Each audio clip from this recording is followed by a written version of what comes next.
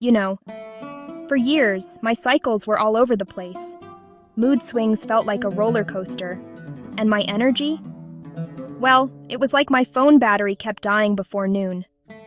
In traditional Chinese medicine, we see hormonal imbalance as a kind of Qi and Kidney Yin deficiency. Imagine your body's hormone system like your Wi-Fi signal at home. When the signal is weak or spotty, devices struggle to connect properly.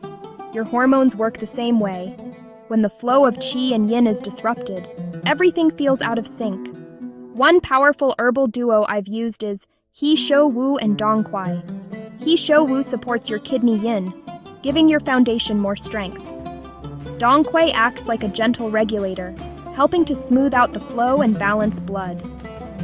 Today, try sipping a warm cup of Dong Quai tea in the evening to start calming your system. You can find it at health stores or online, but always check with your practitioner first. If you felt this imbalance too, please share your experience below. Subscribe for more gentle guidance on healing with TCM. Remember, your body's harmony is worth nurturing every day.